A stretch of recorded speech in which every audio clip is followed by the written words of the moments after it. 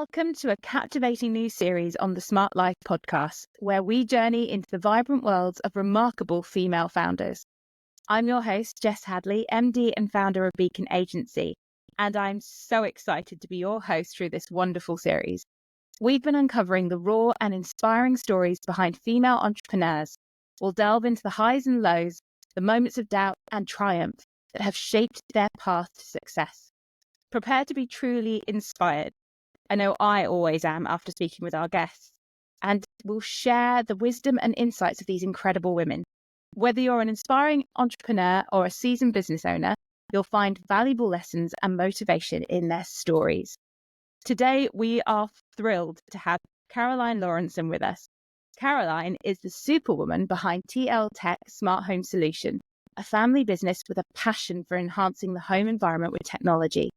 She also heads up Kindspace, a wellbeing Alexa voice app, and recently launched a book, What Can I Say to Alexa? Your ultimate guide to Alexa commands. And if that wasn't enough, she's also recently been nominated for the Women's Business Club Awards in the Champion Award category. She's an absolute hero. Welcome to the podcast, Caroline. Thank you. Thanks for such a nice intro. No worries at all. It's all true. I'd love to know more about what inspired you to start your business and how you got the idea for TL Tech. Yeah, so it's a family business. I run it with my husband Thomas, and it's really stemmed from his hobby. So we went through kind of a difficult patch, like back in 2015. We both worked in the oil and gas industry, and he got made redundant. And when he was off, he was tinkering and stuff, doing things around the house. And I'm watching what he's doing. He built basically like a Ring doorbell out of our old baby monitor and stuff we had flying around the house. And yeah, it was quite inspiring to see like him feeling like he had something he could be passionate about, because I think going through the redundancies and the way the industry was, it really knocked his confidence. So I was like, other people might really, benefit from these sorts of things in their homes.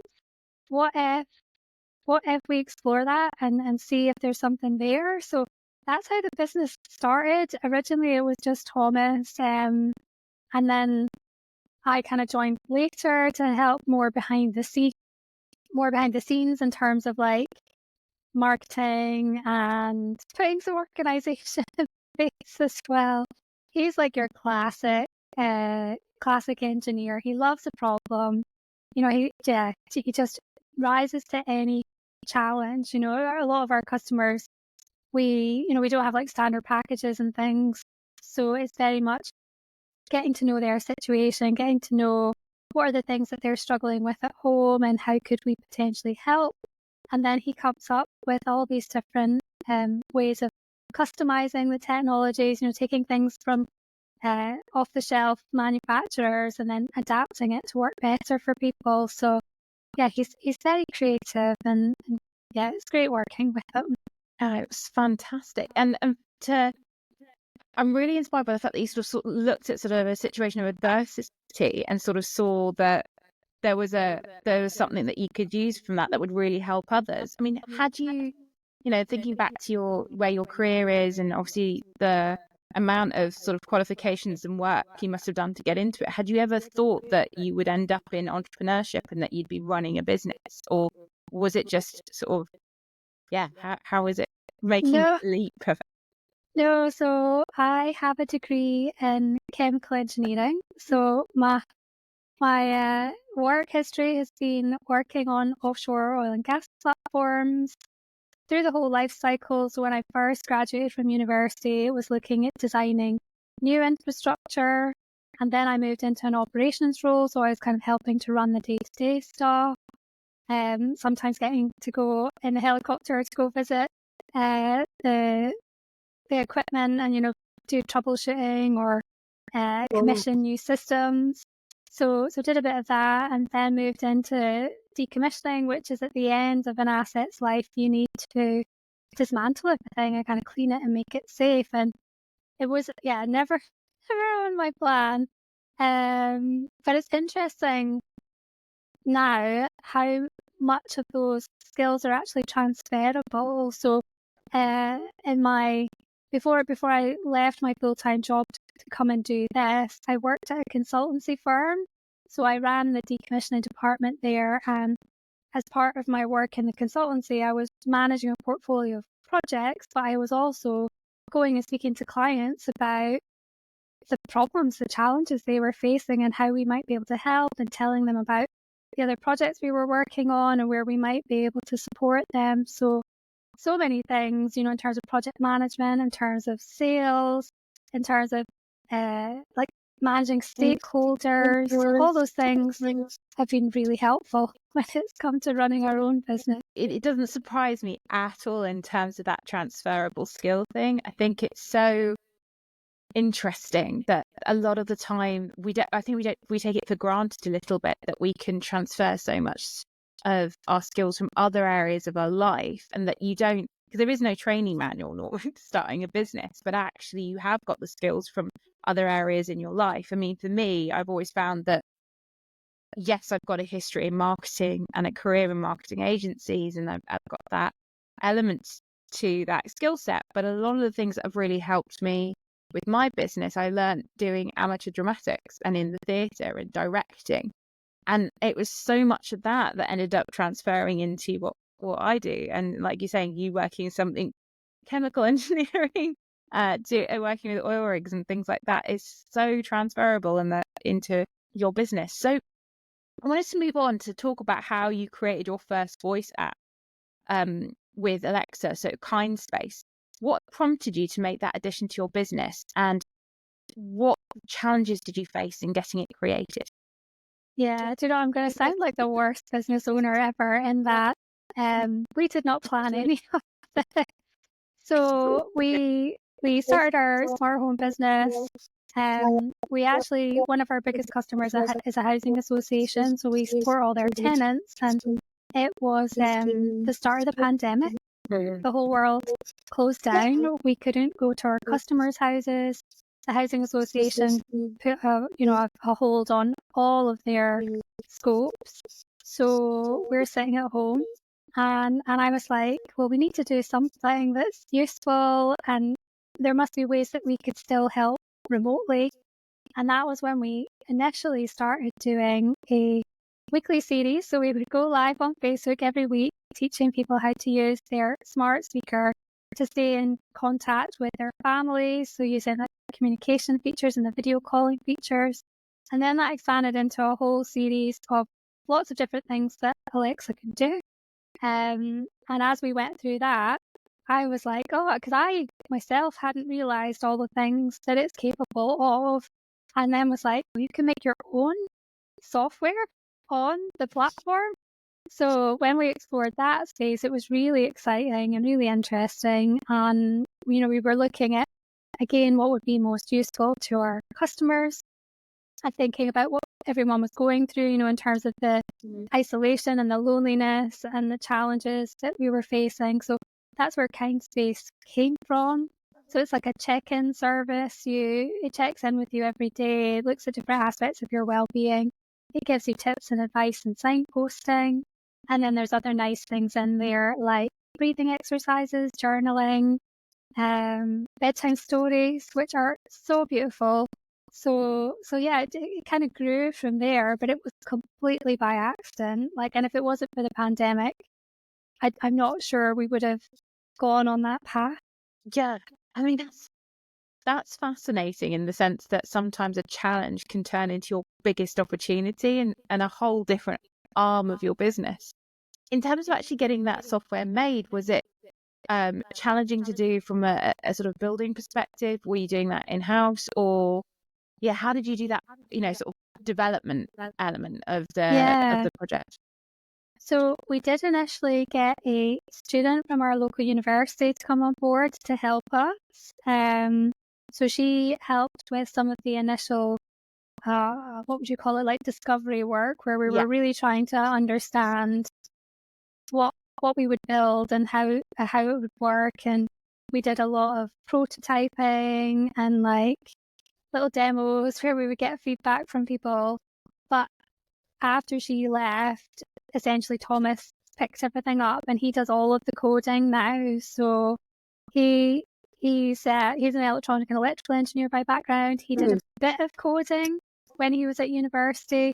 In his job, he didn't really do much coding, but for the smart home stuff, if we're doing bespoke projects, then he was doing a little bit of coding for that as well. So he's basically taught himself how to do all that. And now, in terms of our working process, I kind of lead on all the kind of design side of things. So looking at that conversation flow and getting user groups together to do testing. And then whatever ideas we come up with, then it's his job to try and work out how to make them happen. Which is super handy. Is there, in terms of like crafting that, and I'm finding out, do you have a focus group within your like audience for your company, or do you use current customers? What's your best sort of tactic in terms of getting feedback on your software so that they can give you like advice on where they need it to go? Yeah, it's a bit of a mix. So after we completed Kind Space, well, quite a while after we completed Kind Space, I think we realized that we have a fairly unique skill set and potentially we could build apps for other people as well. So since we launched Kind Space, we created a whole series of other applications, but they're all in that kind of well-being space. And so it kind of varies a little bit from product to product. So one of our other apps is called My Scottish Community. So we've been working with the Health and Social Care Alliance here in Scotland, and they have basically like a lived experience group, and they have lots of really good connections in terms of people with different sight or hearing impairments, these sorts of things, where we can kind of call upon them and get really, really good feedback about what works, what doesn't work. So yeah, it kind of varies. We very much, we try and make sure that it's like proportionate to what we're trying to do. And we won't go out and set up like massive big user groups. It's much better, I think, to work with, one or two people that can give you those insights rather than having these massive groups. Yeah, because it's tricky otherwise to know which direction to go in, and that's something like, can be make or break for whatever you're developing, if it's a company idea or whether it's a piece of software, that you've got to be really editorial, I guess, on the advice you take in. Is there because effectively in a way you now head up multiple businesses with different service business, a software business. As you developed in that role, does it feel different to you? Is it more challenging, or do you find that actually having that variation fits your sort of personality? Yeah, I think if I reflect on my career before and like where I am now, the big change I think that has been unlocked in me is I can be much more creative now, and I actually quite like the unknown now, whereas before I was like, no, follow the recipe, follow the program, like don't stray off the path. That's way too scary. But now I actually really embrace that, and I don't mind so much. Like if there's something that needs to be done that I'm like, oh, I'm not quite sure how I'm going to do that because I've never done that before, it doesn't really faze me anymore. Yeah. And actually I quite like having that challenge and like trying to like push myself that little bit more to do something that I've not done before. It's funny because it is the biggest, before you take that leap into business or entrepreneurship, is that fear of it's going to fail, what's going to happen, I don't know what's going to happen, that unknown. And then it's really funny because I agree with you, I was terrified, but then that you get to appreciate that and those challenges, and it just flips on its head as you get through. Is there, what do you love most about being a tech entrepreneur? Is that, apart from obviously the unknown? I think it is that creative side and being able to stretch myself. I think also if I look at where we are now with the business, what's really beautiful is seeing, the delight and the change in someone when you help them with something in their home. So you put in a bit of technology, and it might be something as simple as changing the light switches so then they can do it with their voice. But then it's like magic, isn't it? So you see that delight straight away when they're like, wow, that's so amazing. Or if it's someone who maybe, hasn't been able to do those things independently, then, you see the tears welling up, and that is so rewarding to know that we can make a real difference with things which are not that complicated. But for a lot of people, they're not accessible. People don't realize, I think, how much that these technologies can do. And actually, it's a little bit sad in that, the smart home as a service, I think, is still emerging in terms of consumers' awareness. Yeah. And yeah, that's what I find most rewarding, I think, about working in the tech space that we are now, is you see the impact straight away.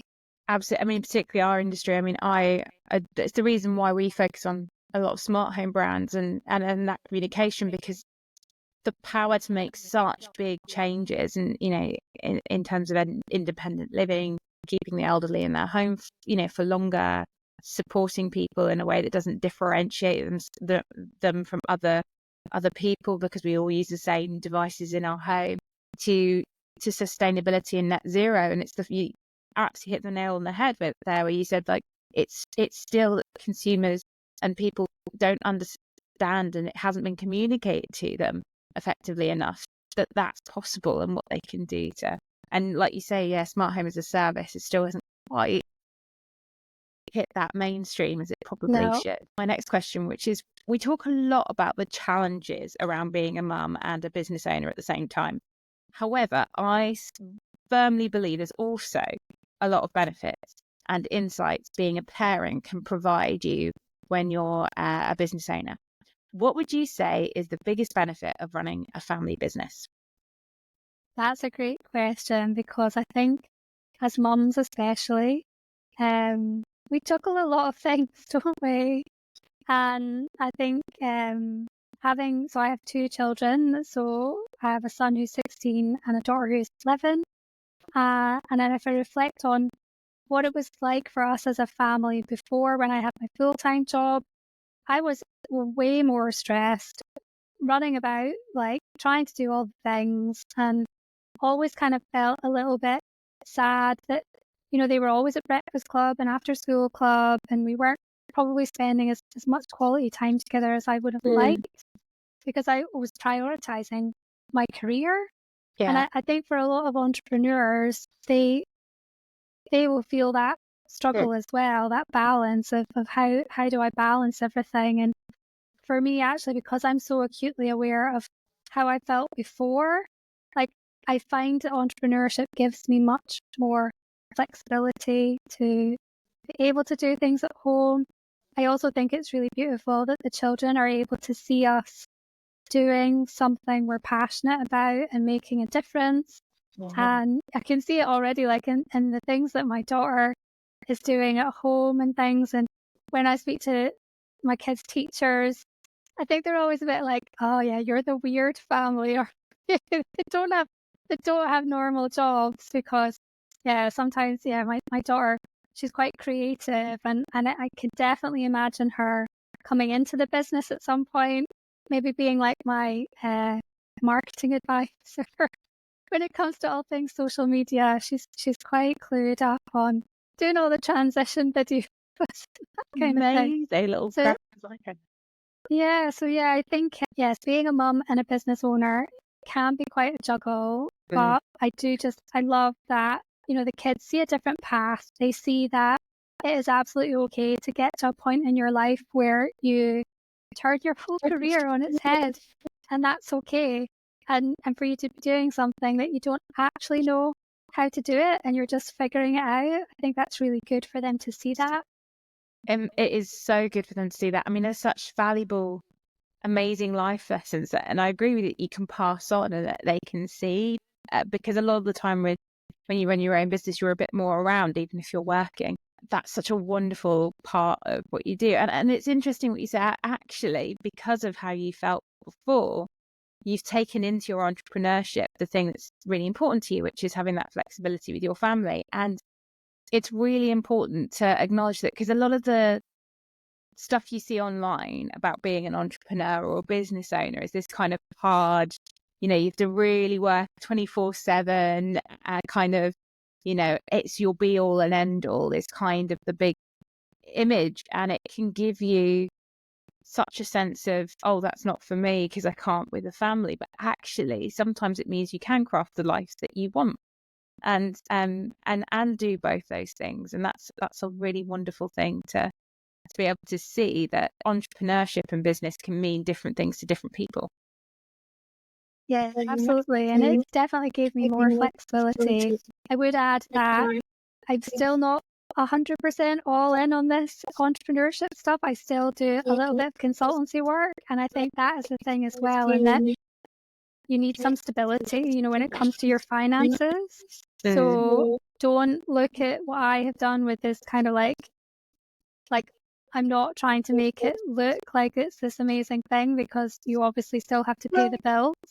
So I always kind of say to people, like, don't quit your day job. Like I quit my job, but then I took on part-time consultancy stuff, and I still do some part-time consultancy stuff because I'm really good at it. It pays really well, and it just gives you that peace of mind to know that whatever's happening in the business, whether things are slow, or you're struggling to get customers, or there's issues with suppliers, or whatever the issues are, just know that you can still meet all of those kind of commitments that you have as a household.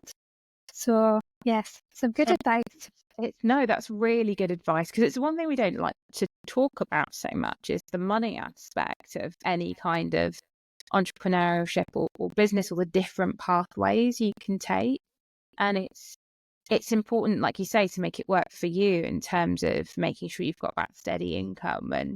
And one of the things because we bootstrap Beacon, so I always say to people, don't do what I'm like you.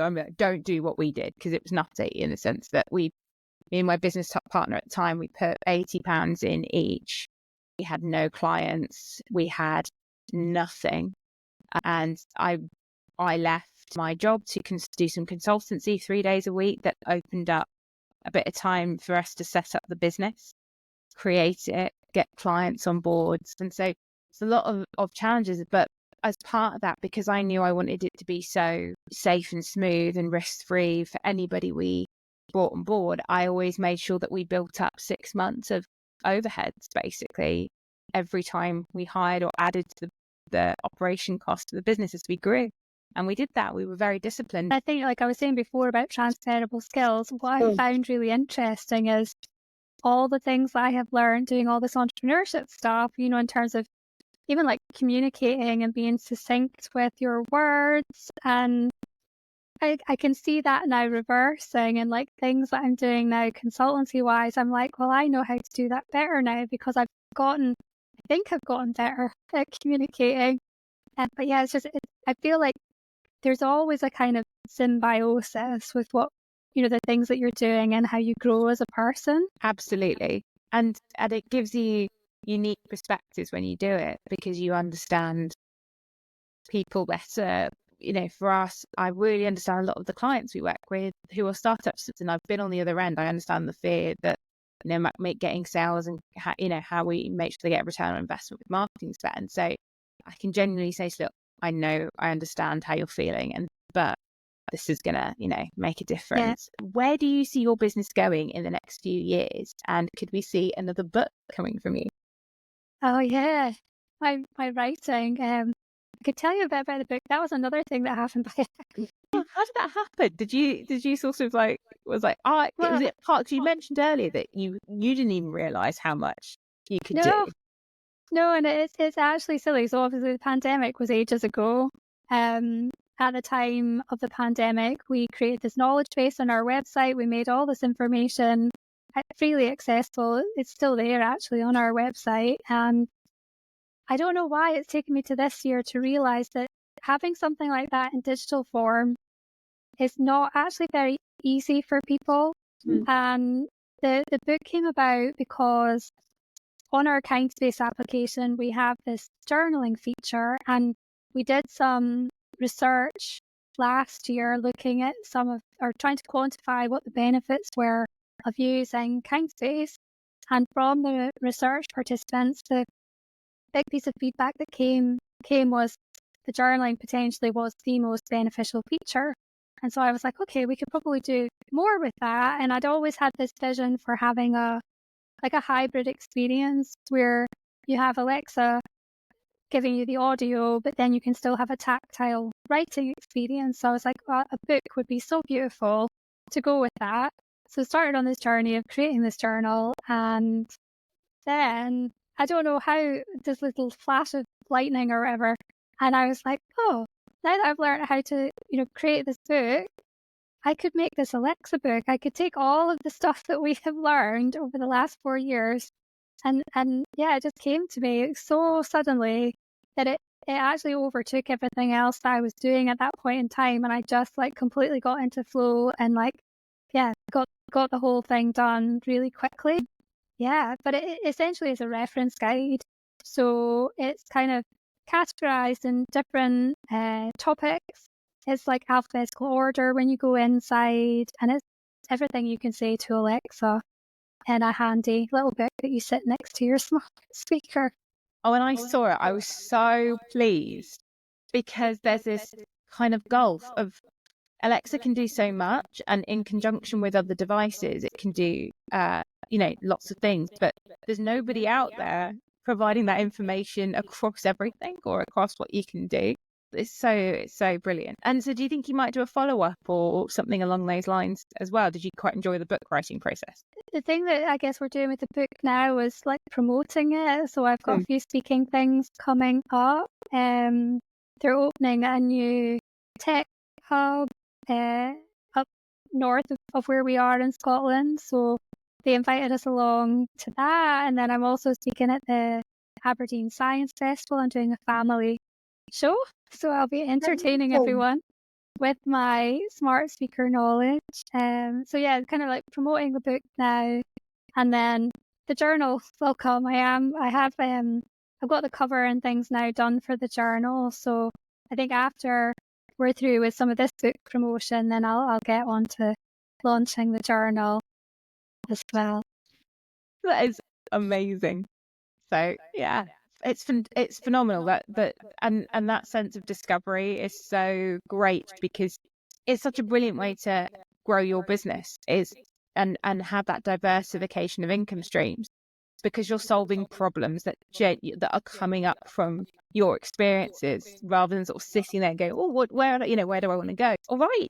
And now we've come to part of the show where we put our guests in the hot seat with our pass it along questions as part of our series interviewing female entrepreneurs and founders. We're about to hit you with a few quick fire questions to get some valuable takeaways for our lovely audience. So, your first quick fire question.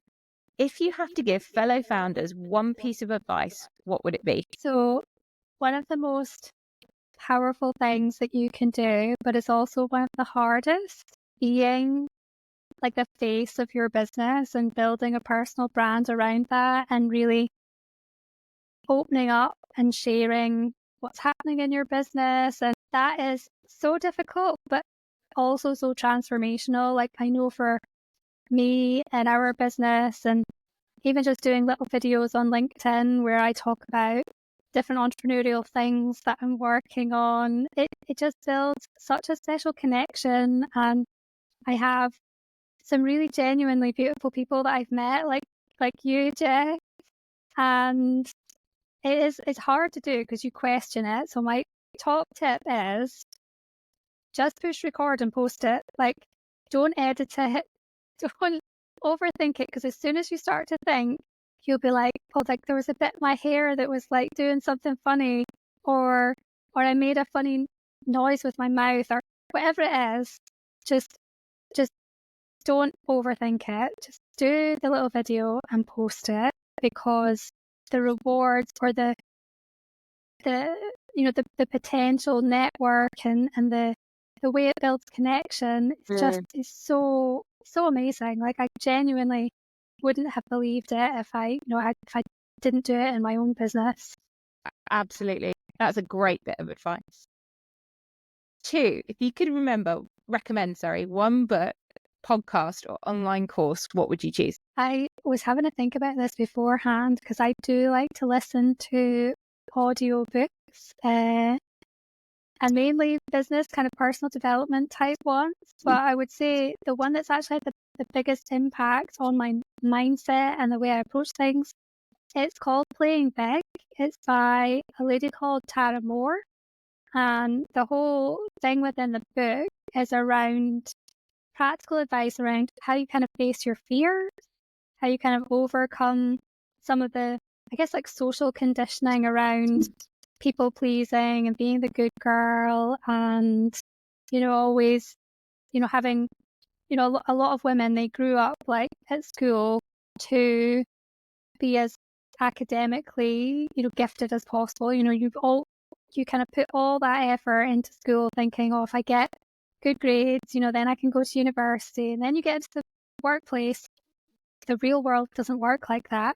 You can score like really well on all these tests, but it doesn't actually matter once you get into the real world. So she unpicks a lot of that as well. But her advice around fear and like when you feel that horrible, like what I was saying about the video, when your brain starts to be like, oh God, I can't do that because someone might see it and someone might judge me.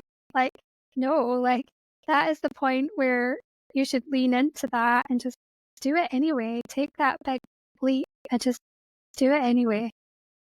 Love it. I'm definitely checking out that book. Yeah, Tara Mohr. She's got loads of really good videos online as well. I love that because, feeling the fear and doing it anyway is a brilliant piece of advice. That moves us really nicely on to what's your favourite inspirational quote? So the one that I always, always, always come back to is every cloud has a silver lining. So it's almost like my life's motto. Like it's from when I was very, very young, it was something my mum used to always say. And I think that trying to see the positives in a negative situation can really help, to kind of turn things around. Like, not always straight away. I think sometimes that silver lining might not be apparent until some time has passed or, you've had some time to kind of step back from a situation. But I think if you look, you'll always find it. You'll always find that silver lining. So I always come back to that. Absolutely brilliant. And I totally agree because you can guarantee you always learn something. So there's always a silver lining. Well, that was fantastic. Thank you so much, Caroline. That was another amazing episode of the Smart Life podcast. And so I hope everybody out there, you found it as fascinating and inspirational as I have. Thank you so much for joining us, Caroline. Well, thank you for having me.